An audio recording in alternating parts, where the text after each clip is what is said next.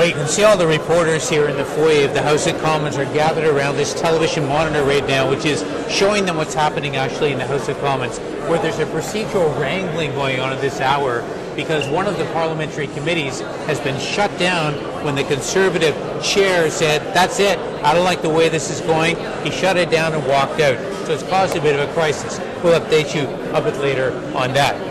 But you know, the Conservatives feeling their hormones these days. They are also saying over and over again, we are the party of law and order. We're the guys who are cleaning this country up. We're the ones you should look to make sure that your life is safe. Well, reality may be a different story, and to give us a bit of that reality, I'm joined by Marlene Jennings. She is the critic here for this portfolio for the Liberal Party.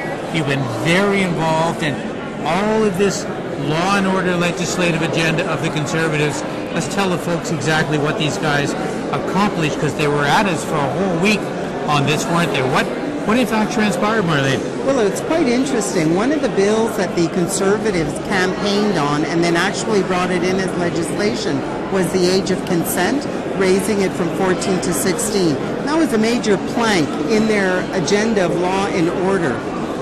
Liberals supported it. And so last October we said, we've got the numbers, we're ready to fast track it for you. Well, that wasn't good enough for the Conservatives. I think because they thought they were going to use it in an election campaign that would have unfolded in March sometime.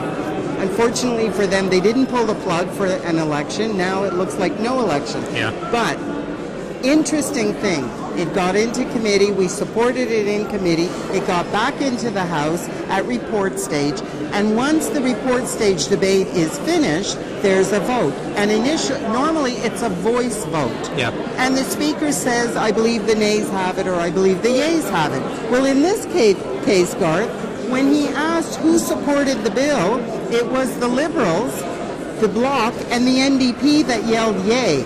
When he asked who is opposed to the bill, it was the Conservatives who yelled nay. The Speaker then said, I believe the nays have it. Yes, in which case, under procedure, unless you have the other side that stands up in sufficient numbers to force a recorded vote, the bill dies right there. That's right, yeah. And had it not been for the Liberals standing up to force a recorded vote, the Conservatives' own bill, that was a key of their electoral platform, would have died because they voted against it. Well, what does that tell you? That it's just all a giant political game? Is that more important than actually getting this piece of legislation through? It is. That's pretty shocking. The Conservatives have been doing sloganeering. Political sloganeering. That's their law and order. It's just slogans. But when it comes to actual legislation that will actually make Canadians safer, that will ensure that our criminal justice system is actually more effective, it's a bunch of nonsense. It's empty air, literally. Let me give you another example. Bill C-35. That's reverse onus for bail for anyone who's accused of a firearm offense. They have to prove they're innocent rather than being proved they're guilty to get bail, right? Exactly. Okay. Right now, they don't get bail. Right.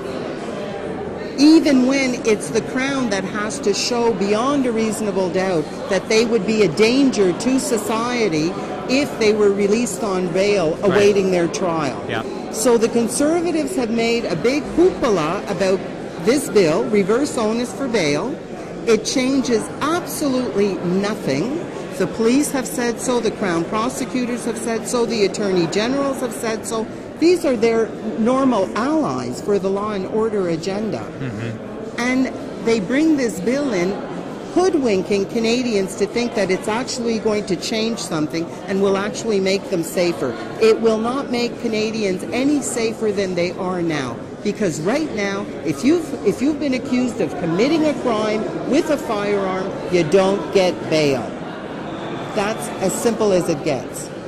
Last point. Do you think all of this was happening because the Conservatives were so convinced we were going to be in that election campaign? It's kind of knocked them right off where they thought they would be? Is that the issue? It is. I think that when the Conservatives won the election, they actually thought that they would be able to call an election at the end of their year anniversary. And so their entire method of governing, their entire agenda was based on, we're going to front end enough enough bills in order to keep us governing until February 2007, and then we're going to pull the plug.